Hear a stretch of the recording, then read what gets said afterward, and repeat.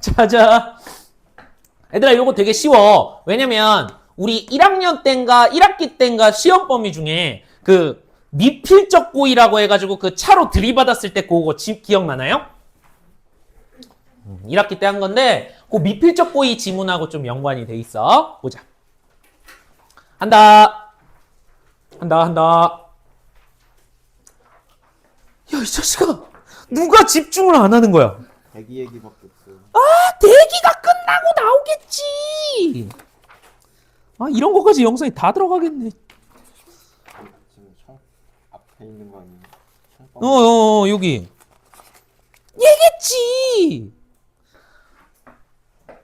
이 패드가 좋은 사람은 이따가 파일로 줄게. 패드에 하는 게 더 좋은 사람은. 자, 볼게.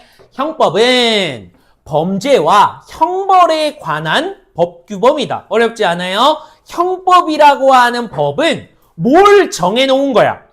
이 행동이 범죄야 라고 하는 이 행동의 범죄가 뭔지, 또 하나 형벌, 범죄를 저질렀을 때 도둑질은 몇 년, 강도질은 몇 년, 사형은 몇 년, 이렇게 형벌을 두 가지를 정해놓은 게 뭐예요? 뭐죠? 형법이에요. 어떤 게 범죄 행위고 그러면 얼마나 범죄 형벌을 받는지가 정해놓은 게 형법이야. 되지?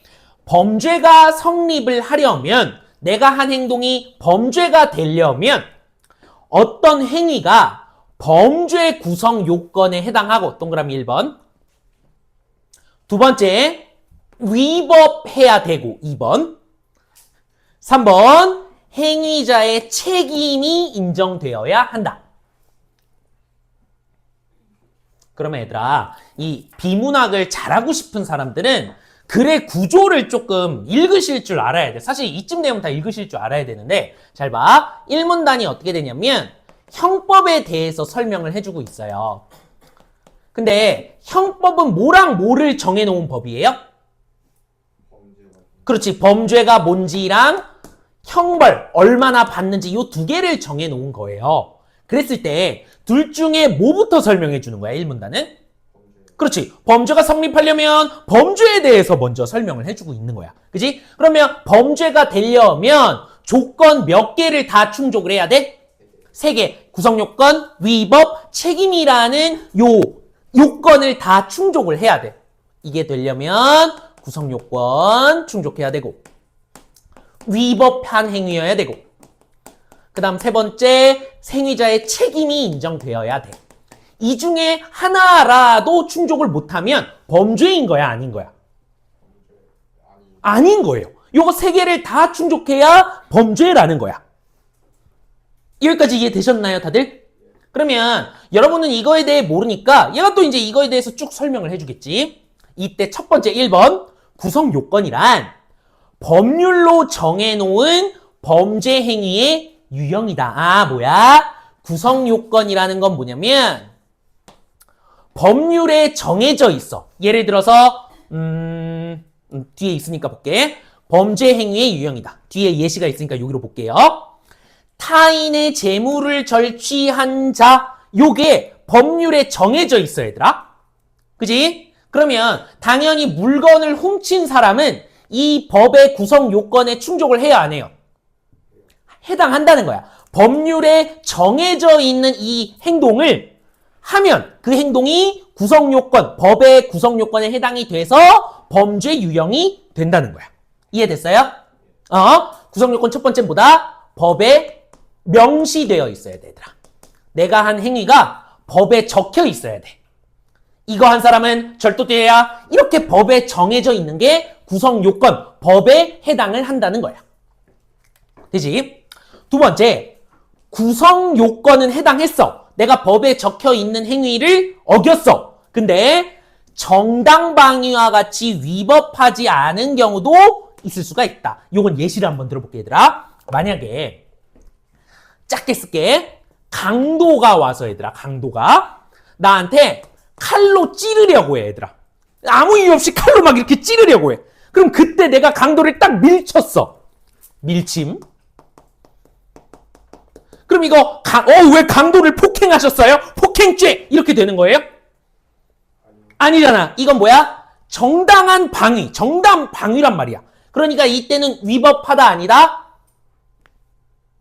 아니라는 거야. 그러면 두 번째 위법한 거를 충족하지 않으니까 내가 강도를 밀친 건 폭행이긴 하지만 폭행죄, 범죄로 성립하는 거야, 안 하는 거야? 안 하는 거야. 그래서 여기 그냥 정당방위 정도라고 요 지문에서는 이해하셔도 됐는데 모의고사에서는 내신이니까 조금 더 설명을 해드리면 이게 지난 학기에 나왔던 그 미필적 고의 지문의 거의 연계예요. 그때 위법이라는 건 법을 어기다라고 해석을 하시면 안 되고 사회적으로 기억 안 나시겠지만 비난받을 행위냐 비난받지 않을 행위냐 요게 위법이었어요. 그치? 위법은 법을 어기다라는 뜻이 아니야. 그럼 강도 밀친 것도 폭행이니까 그게 아니라 보다 사회적으로 비난받을 행위가 위법이야. 근데 강도가 나 칼로 찌르려고 해서 밀쳤어요. 이건 사회적으로 비난받아요 안 받아요? 안 받아요. 그러니까 이건 위법이야 아니야? 아니라는 거야 얘들아. 이해됐지? 위법의 의미보다 사회적으로 비난받을 행동이냐 아니냐. 그 다음 있으므로 위법한 행위인 경우에만 이를 불법이라고 부른다. 결국 얘들아 그럼 불법이란 거 나왔어. 불법은 뭐랑 뭐를 충족하는 게 불법이야? 그렇지? 그냥 따로 쓸게 얘들아. 구성요소와 법에 적혀있는 행동을 했어. 그거 범죄라는 행동을. 그리고 내가 악한 마음을 가지고 사회적으로 비난받을 만한 그런 짓을 했어. 이 경우에는 불법이라고 부른다. 그러면 이건 아직 범죄야 아니야? 아닌 거야 얘들아. 왜? 범죄가 되려면 어떻게 돼야 되니까? 그 책임까지 다 돼야 범죄니까. 요거 두 개만 한 거는 불법이라고 부른대. 됐지? 지난번에 한 거라 조금 이해가 좀 더 쉬우실 거예요. 자, 불법이라고 평가되더라도 요거 두 가지를 다 충족을 했더라도 행위자의 책임이 인정되지 않으면 범죄는 성립되지 않는다. 우린 이미 알고 있지? 범죄로 성립되려면 몇 가지를 충족해야 되니까 요 세 가지를 충족해야 되는데 책임이 아니면 당연히 얘 충족 안 된 거니까 범죄가 아닌 거잖아. 그래서 책임은 뭐다? 내 행위에 대하여 옳고 그름을 판단할 수 있는 능력이에요. 내가 사람 칼로 찌르는 행위 이거 옳은데 잘못됐는데 이걸 판단할 수 있는 능력. 그리고 그 판단에 따라 행위를 할 능력, 책임 능력을 책임이라고 부르는 겁니다. 그래서 불법을 저질렀을 때만 행위자의 책임이 인정된다. 뒤에 예시 나온다 얘들아. 잘 봐. 3살짜리 아이는 책임, 내 행위가 옳고 그르고 혹은 그거에 따라서 실행할 만한 능력이 있어요 없어요? 없어요 없어. 그러니까 얘가 만약에 살인을 저질렀어. 그러면 이거는 책임이 충족하는 거야 안 하는 거야? 안 하는 거죠. 그쵸? 그거를 옳고 그름을 판단할 능력이나 이걸 그 판단에 따라서 행동할 능력이 없으니까 불법이라고 하더라도 구성요소와 위법을 충족했다라고 하더라도 범죄라고 할 수는 없는 것이다. 이해됐어요? 이건 뭐다? 내 행위에 대한 판단을 할 줄 알아야 돼. 내 행동이 옳은 거구나 혹은 잘못된 거구나. 그거에 따라서 그 판단에 따라서 행동을 책임질 수 있는 능력이 책임이에요. 되시죠? 그래서 요 세 개를 다 합쳐야 범죄라고 부른다. 요게 1문단이야 얘들아. 1문단에서 이해 안 되시는 거 있는 사람? 없어? 그럼 얘들아 글의 구조 잘 보세요. 아까 형법이라고 하는 법은 범죄와 형벌이 뭔지 규정해 놓은 법이야. 그러면 1문단에서 범죄가 되려면 어떻게 돼야 되는지에 대해 설명해 줬어. 그럼 2문단은 뭐에 대해 설명해 주는 거야? 형벌, 벌을 몇 년 살고 벌금 얼마 받고 이런 형벌을 어떻게 정해 놓느냐. 그러니까 형벌은 이라고 시작을 하지. 얘는 국가가 개인의 자유, 재산, 생명을 제한하는 가장 강력한 제재래요. 이게 뭔 소리냐? 잘 봐. 만약에 얘들아 형벌로 당신 징역 1년 살다 오세요. 그러면 내 자유가 보장되는 거야? 제한되는 거야? 제한되는 거잖아. 그치? 혹은 사기쳐서 모은 재산이라고요? 그 사기쳐서 모은 돈 회수 뺏을게요. 나 그러면 재산이 보장되는 거야? 제한되는 거야? 제한. 혹은 국가가 생명을 제한하는 형벌은 뭘까요? 사형, 그지? 이거를 때려버리면 네 생명은 안 돼. 제한해버리는 거니까. 그죠? 정부가, 국가가 이렇게 강제로 하는, 제한하는 가장 강력한 제재이기 때문에 당연히 가장 강력하니까 얘들아, 이거를 함부로 막 형벌을 때리면 돼요, 안 돼요? 안 되는 거야. 그래서 어떻게 한다? 형벌을 부과할 때는 엄격한 기준에 따라서 해야 된다. 이거는 국가에서 가장 강력한 제한, 제재이기 때문에 함부로 막 때리면 안 된다. 엄격한 기준에 따라 이루어져야 된다. 이러한 점에서 행위자에게 책임이 없으면 형벌을 부과할 수가 없고, 형벌을 부과하는 경우에도 책임의 한도를 넘지 못한다는 책임주의가 기본 원리래요. 다시 설명해 볼게. 자, 아까 1문단 상기해 보세요. 책임이 없으면 범죄야, 아니야? 아니야. 그러니까 당연히 책임이 없으면 형벌도 때릴 수 있어, 없어? 없는 거야. 요건 쉬우시죠? 1문단에서 했으니까. 범죄가 아니니까 형벌을 때리지 않아. 근데 두 번째, 형벌을 부과해야 돼. 얘 책임 있어요. 부과해야 돼. 이때는 책임의 한도를 넘지 못한다는 건 무슨 말이냐면, 만약에 내가 뒤에 자료집 예시에 넣어놨는데 친구한테 몰래 그냥 갑자기 가서 딱밤을 딱 때렸어요. 되지? 그러면 친구한테 딱밤 때렸다고? 너 사형. 이렇게 하면 돼요, 안 돼요? 안 된다는 거야. 왜? 내가 친구 딱밤 때린 그 책임의 한도 내에서 형벌을 때려야 되는 거지. 이거를, 이 한도, 딱밤 때린 행동의 한도를 넘어서는, 적게 과도한 형벌을 부과할 수가 없다는 게 뭐다? 책임주의다. 내가 한 행동의 책임, 그 정도 안에서 형벌을 때려야 되는 거지. 이거 너무 과도하게 그거를 넘어서서 형벌을 때릴 수가 없다. 그게 형법의 기본 원리다. 이렇게 되는 거야.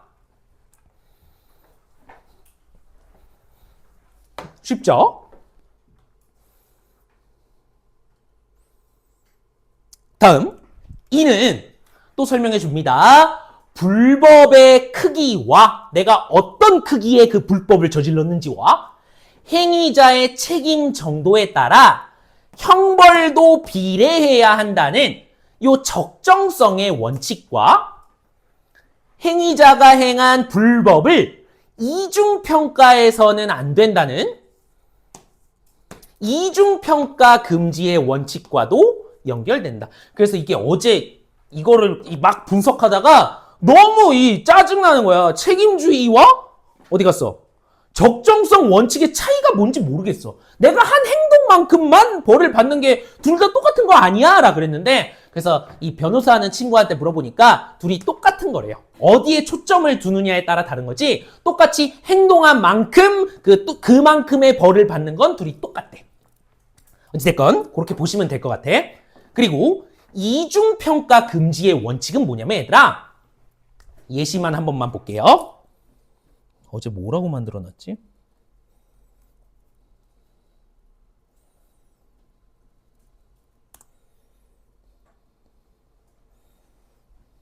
이중 책임. 여기 있네.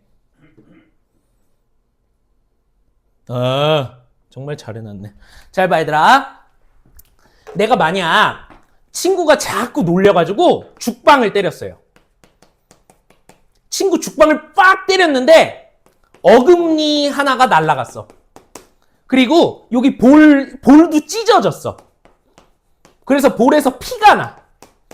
이렇게 됐어. 그러면 친구 어금니를 부러뜨렸다고? 너 폭행죄. 볼에서 피를 나게 했다고? 너 폭행죄. 이렇게 똑같은 행동인데 두 개로, 이중으로 얘를 판단할 수 있다는 거야? 그거는 어떻게 된다? 이중평가기 때문에 두 개로 판단하는 거기 때문에 안 된다는 거야. 하나의 행동은 하나의 재판, 평가로만 받아야 된다는 게 이중평가 금지의 원칙이에요. 이해됐어요? 그럼 결국 중요한 건 얘도 형벌을 어떻게 때리지 말라는 거야? 그러니까 다 똑같아. 책임주의, 적정성 원칙, 이중평가 금지 이외의 원칙이 다 뭐야? 형벌을 과도하게 부과하면 안 된다라고 하는 거야. 그러면 형벌을 왜 과도하게 부과하면 안 돼요? 이게 뇌 빼고 듣는 거야, 뇌 빼고. 왜 안 되는 거야? 형벌은 뭐기 때문에 국가에서 제한하는 제재 중에서 가장 어떻기 때문에 센, 강력하기 때문에 함부로 하면은 과도하게 부과해선 안 된다라고 하는 거야. 자, 정리해볼게. 정리하면 조금 더 이해가 되실 거예요. 자, 형벌이에요.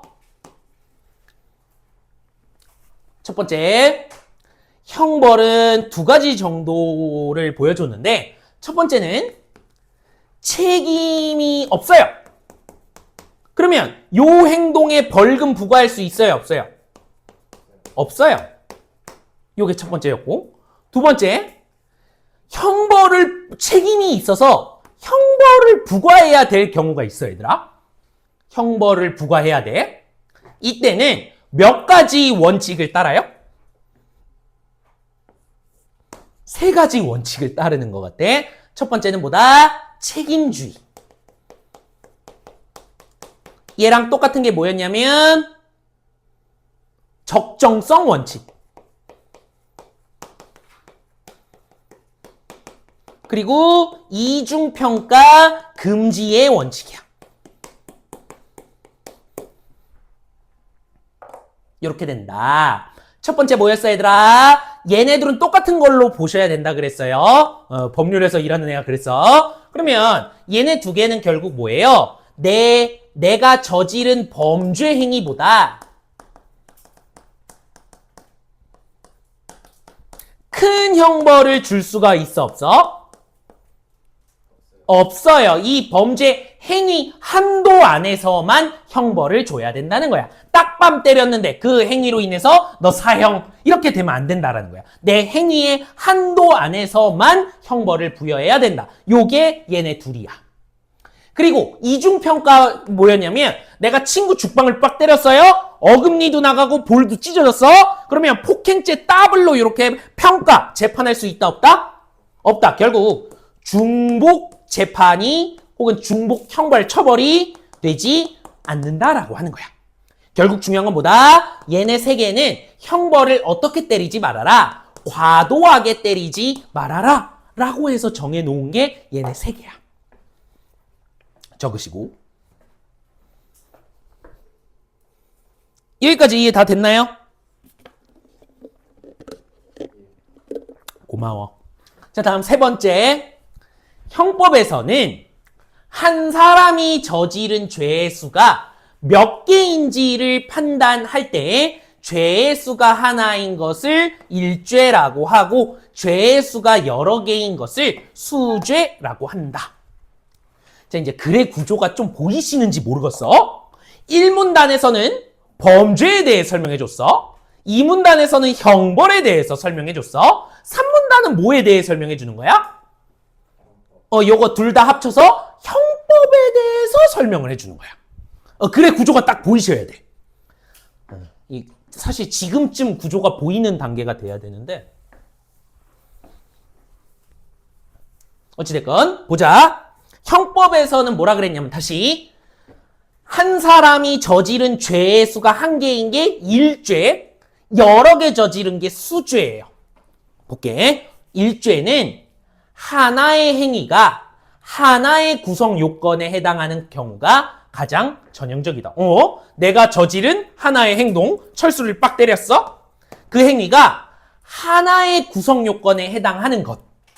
그럼 얘들아, 구성 요건에 해당한다는 건 뭐였어?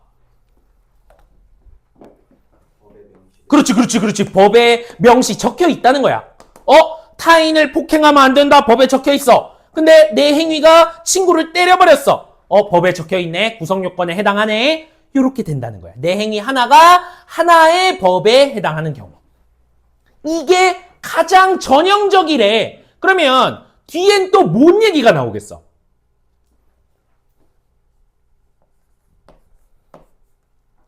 뇌 빼고 좀 듣지 마, 이씨! 형법에는 죄수가 한 개인 게 일죄, 죄수가 여러 개인 게 수죄, 이렇게 돼 있어.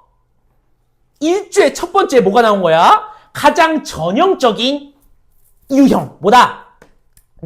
하나의 행위가, 1행위가 1구성 요건에 해당하는 것.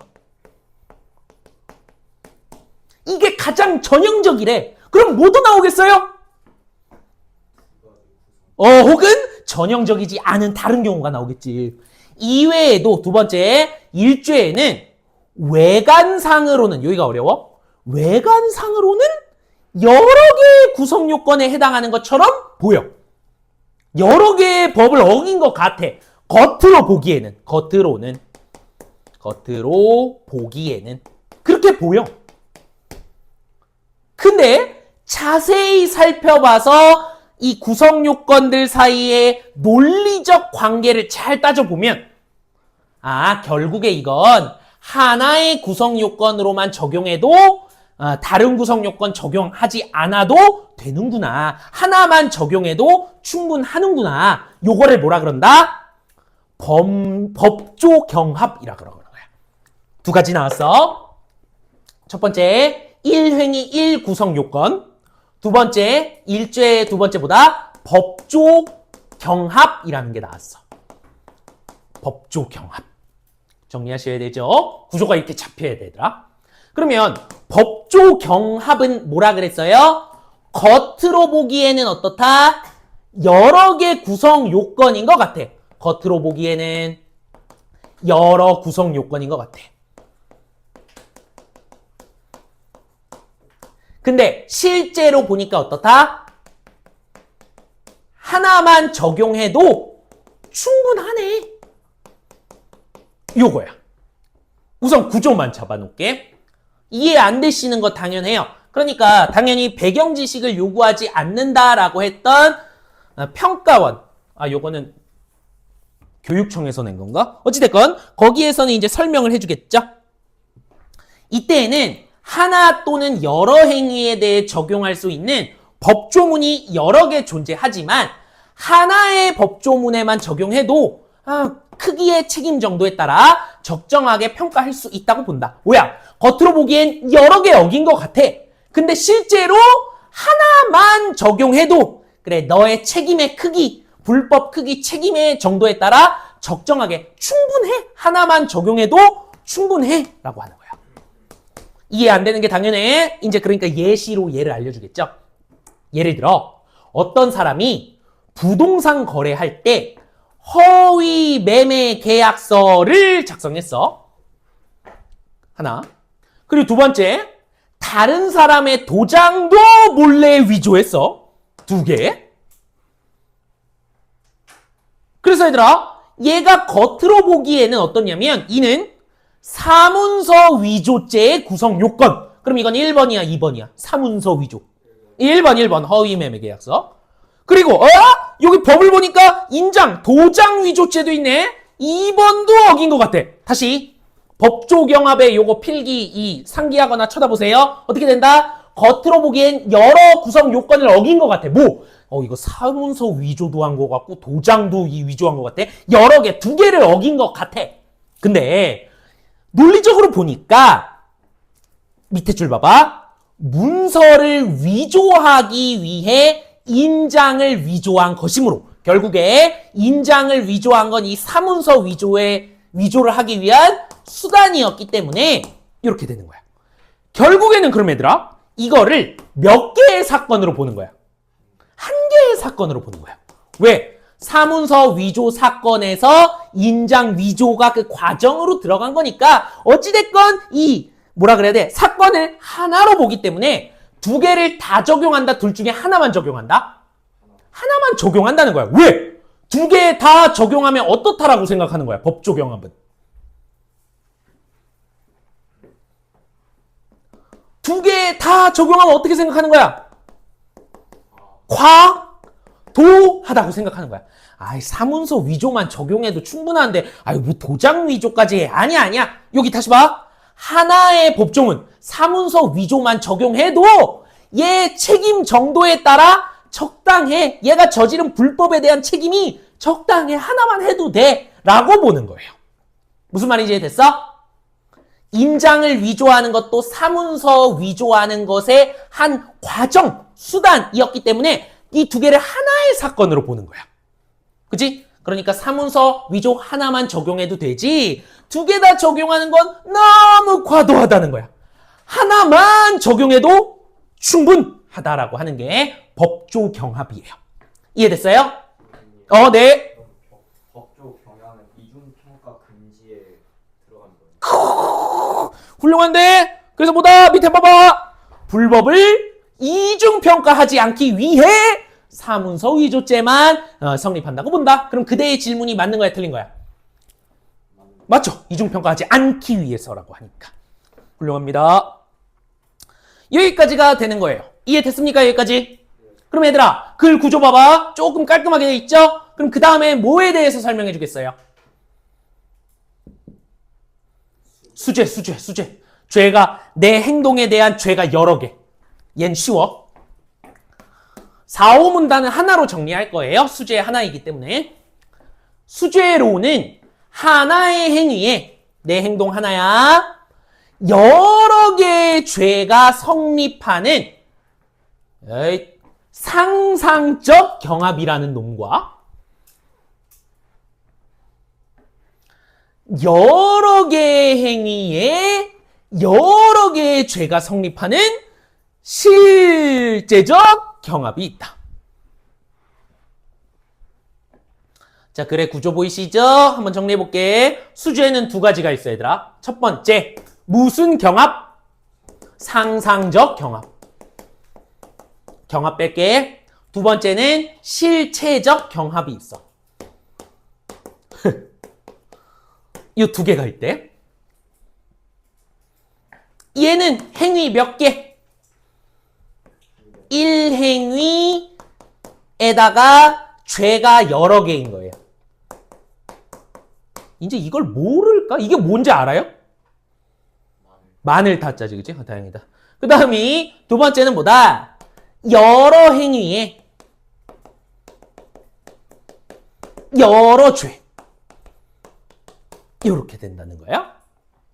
행위 한 개, 행위 여러 개. 요 차이래. 그럼 각각 어떻게 되나 봅시다.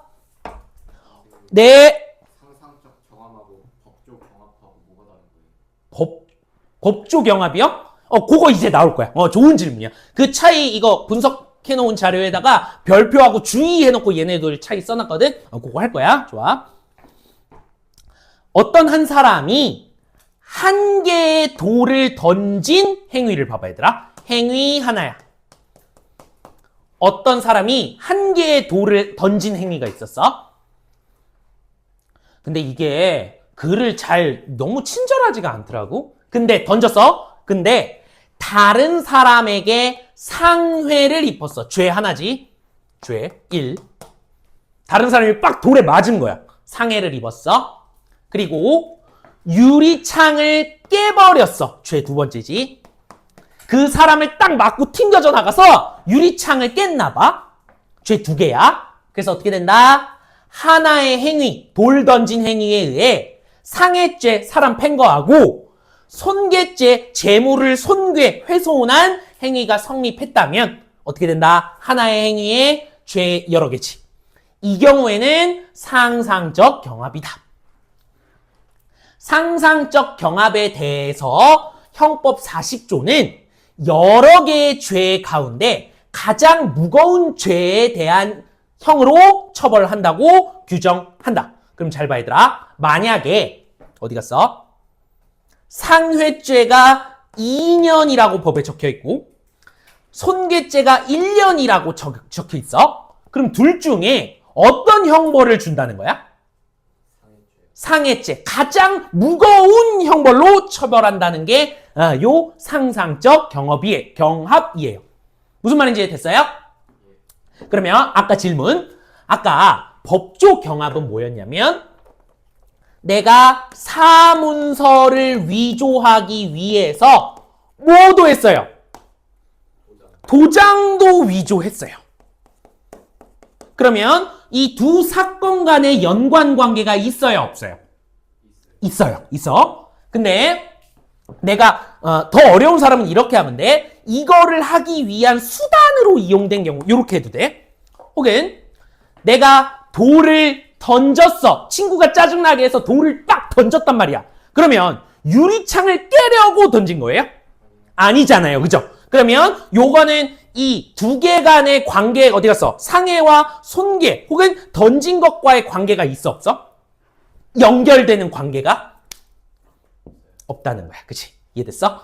요거를 위한 수단으로 이용되는 거고 혹은 이 두 개가 연관이 있는 경우 그래서 하나의 사건으로 보는 경우는 법조 경합 그때는 둘 중에 하나만 적용한다.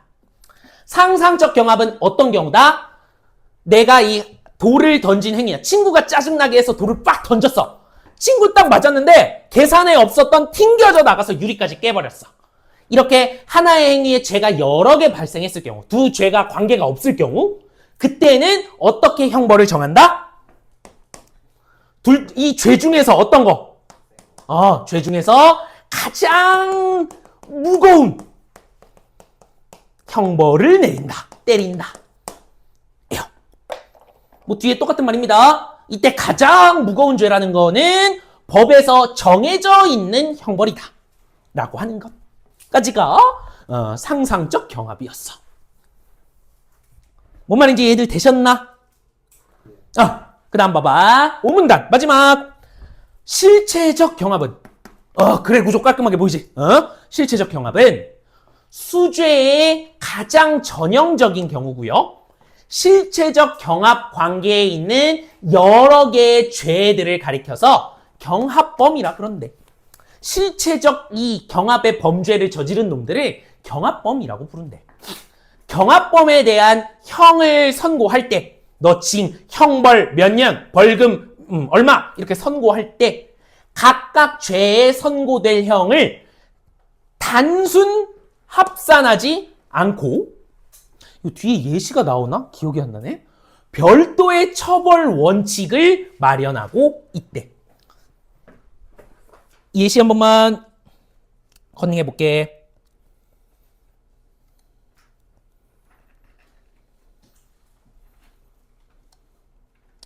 좋아. 정말 이 기가 막히게 만들었단 말이야. 잘 봐봐, 얘들아. 내가 친구가 짜증나게 해가지고 이 폭행을 딱 했어요. 그러고도 너무 화가 안 풀려. 씩씩대며 가다가 학교 유리창을 빵 깨버렸어요. 여러 행위가 발생한 거 보이세요? 이때 죄들이 여러 개가 있을 거야. 만약에 친구 때린 폭행 상해죄가 5년, 유리창 빵 깬 죄물손괴죄가 1년, 이 두 개를 단순 합산해서 6년 이렇게 단순 합산 한다 안 한다? 안 한다라는 거야. 여러 개의 죄를 단순하게 합산해서 죄를 때린다 이렇게 안 한다는 거야. 따로 원칙이 정해져 있다는 거야. 뭐다? 뒤에. 왜 그러냐? 단순 합산을 하면 범죄 예방 효과가 중복되는 측면이 있을 수 있고 이는 책임의 한도를 넘어서는 처벌이다. 그러면 결국 이 처벌이 약하다는 거야? 너무 세다는 거야? 너무 센 과도하다는 거야. 여러 개를 다 합쳐서 때리는 건 너무 과도하다. 책임을 넘어서는 거다라고 보는 거야. 그래서 어떻게 된다? 별도의 처벌 원칙들 중에서 가중주의가 가장 기본이 되는 원칙인데 자 다시 실체적 경합에는 가중주의를 한대요. 단순 경합하지 않습니다. 이게 뭐냐? 가장 무거운 죄를 기준으로 삼아. 그리고 거기에 말 그대로 일정 부분을 가중하여 형을 선정하는 방식이다. 산정. 어떻게 되냐? 다시 화면 봐. 자, 내가 친구 때려가지고 상했지. 화가 안 풀려서 유리창 빵 깨서 송괴죄 2개야.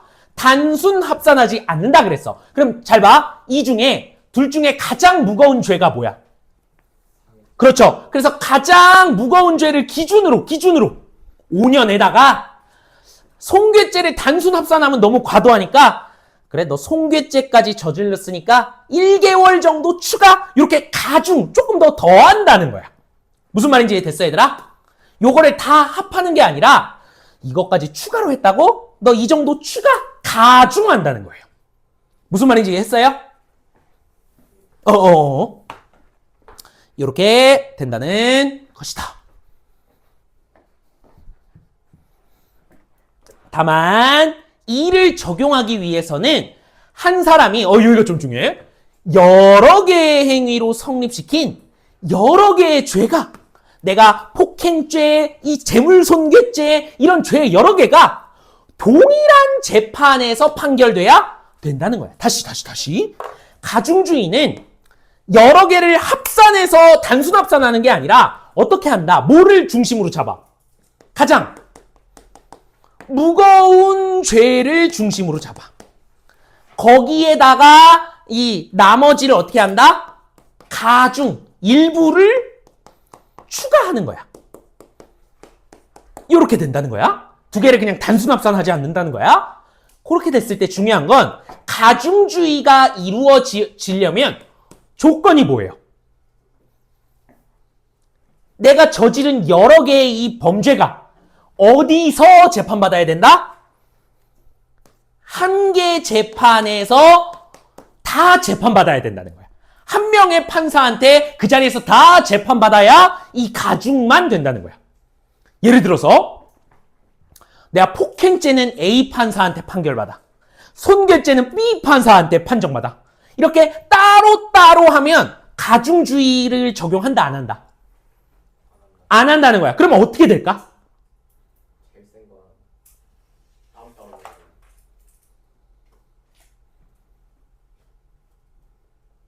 아니지. 그거는 한 개의 행위일 때잖아. 지금은 여러 개의 행위에 여러 죄야. 근데 그거 중에 하나만 찝어서 재판 여는 거 아니에요? 아니, 그러니까 다시. 무슨 말이냐면 뒤에 있나? 아씨, 안 나와있네?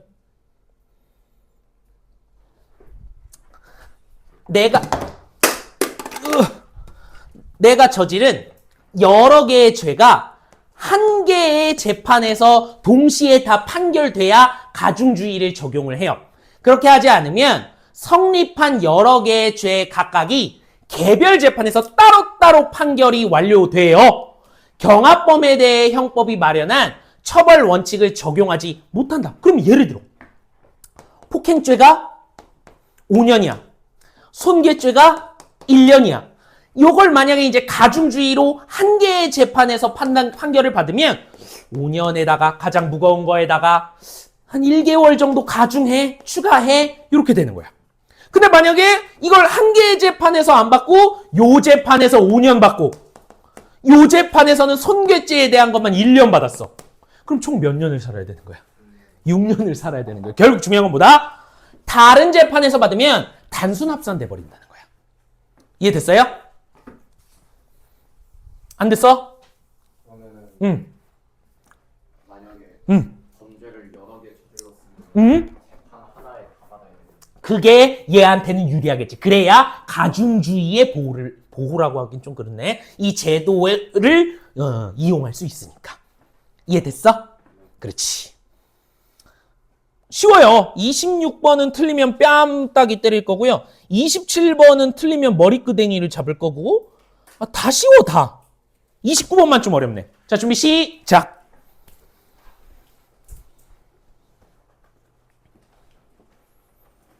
주세요.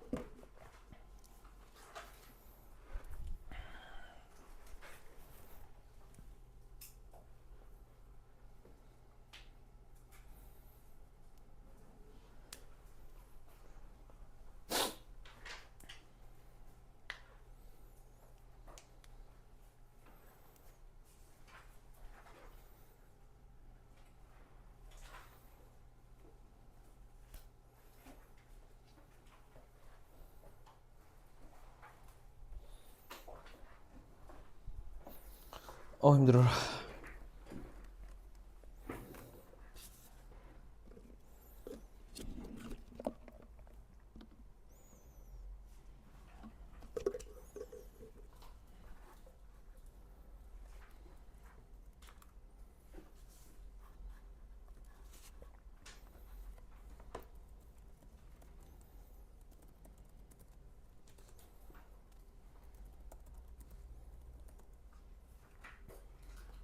매출 전표가 뭐예요? 어딨어? 29번. 그러니까 영수증이라고 생각해도 돼. 내가 얼마 벌었다 이런 거.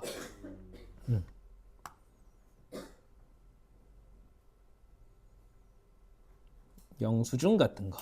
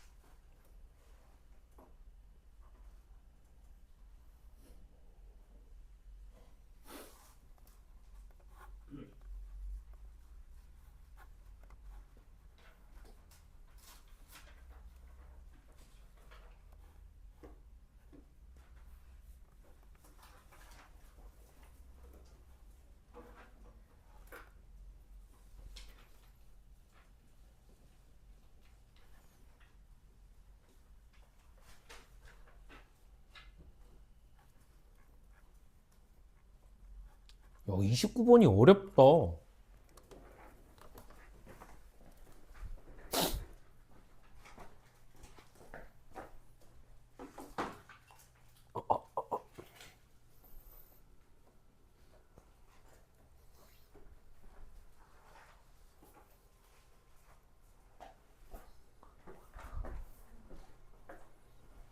요, 잘하네.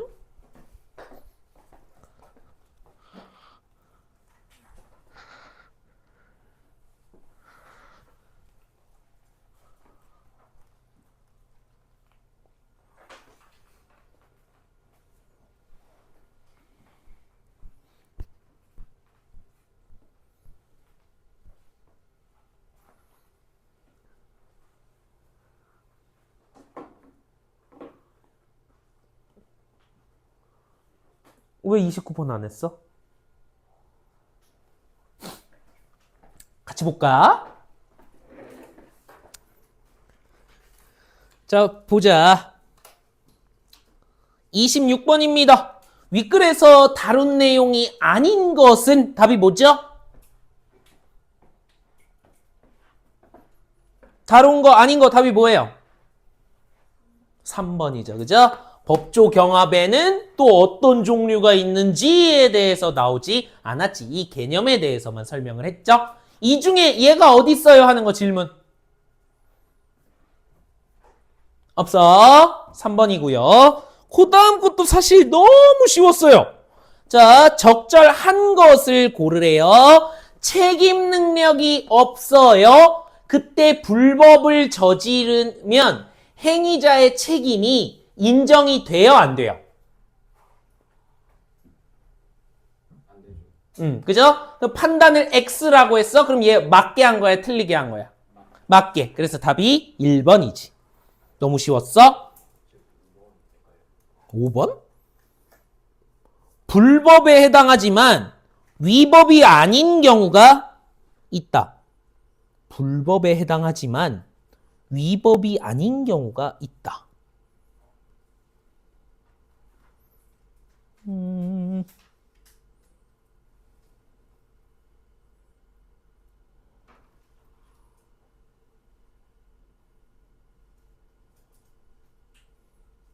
불법 안에 위법이 있는 거 아니에요? 다시.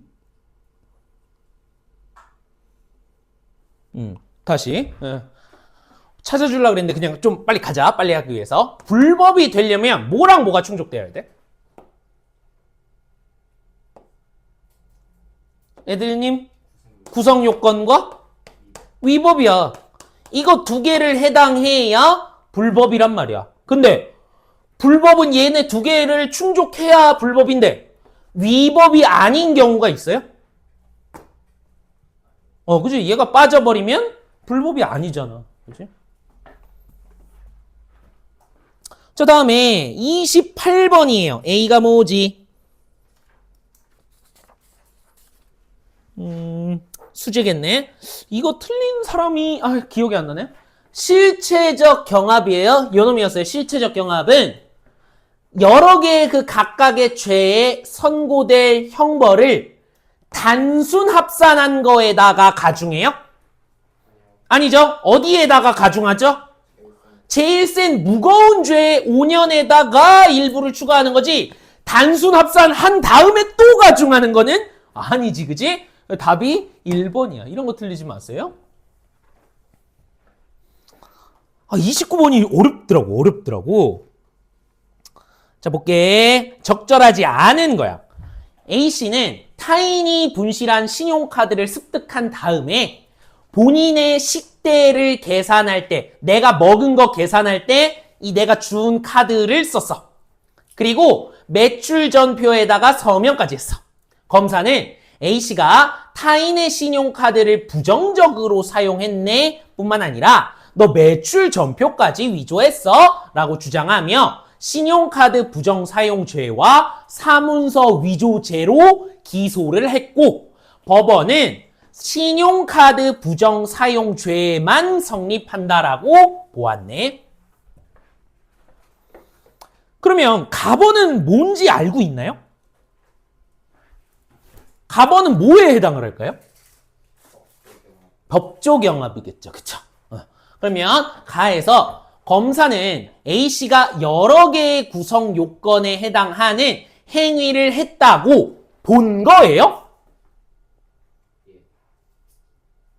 그래서 신용카드 부정사용죄와 사문서 위조죄로 기소한 것이다. 맞지? 왜 그러냐면 선생님 법조경합은 둘이 하나로 봐가지고 하나로 때리는 거 아니에요 라고 하면 맞아요. 근데 그거는 법원 판사의 입장이지 지금 누구의 입장을 얘기한 거예요? 1번은 검사의 입장이죠. 얘는 두 개 죄, 두 개 여러 개예요. 따로따로예요. 라고 생각했으니까 그렇게 기소했겠죠. 다음 2번 가에서 법원은 A씨가 타인의 신용카드를 사용한 이것, 매출 전표를 서명할 때 사용한 이것 해서 법조경합 관계에 있다고 봤다. 맞아요, 틀려요? 맞아요. 그러니까 이 둘 중에 뭐만 적용을 해버린 거야? 카드 사용. 이것만 한 거잖아. 그치? 법조경합. 여러 개 하나로 보고 하나로만 하는 거. 그치? 법조경합의 설명. 여기까지 이해를 하셔서 풀었다면 되게 잘한 사람. 3번. 가에서 법원은 신용카드 부정사용 죄와 사문서 위조 죄의 구성 요건 간의 논리 관계를 판단하여 A씨에게 그래 신용카드 부정사용죄만 적용해도 충분해 라고 본 거 맞아요, 틀려요? 사문서 위조하기 위해 도장했네. 그래 사문서 위조죄만 하나만 적용해도 충분해. 이게 법조경합이었잖아. 그치? 똑같은 그 본문의 설명. 3번도 맞아. 아이 나번 중에 하나네. B씨는 이거 어려워. 되게 어려웠어. C 기관을 비방할 목적으로 신문의 C 기관에 대한 허위 사실을 담은 내용의 광고를 실어버렸어. 검사는 B씨를 출판물에 의한 명예훼손죄와 업무방해죄로 기소했대. 근데 법원은 두 가지 죄가 모두 성립한다고 봐서 그러면 이 법원은 지금 일죄로 판단한 거야? 수죄로 판단한 거야? 수죄! 그치? 두 개 다 성립되네요. 구성 요건에.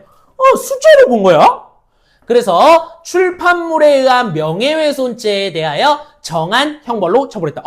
얘들아 잘 봐. 지금 얘는 수죄야. 죄 여러 개야. 이 중에서 둘 중에 명예훼손만 적용해서 처벌한다 그랬어. 그럼 얘는 수죄 중에 상상적 경합이야? 실체적 경합이야?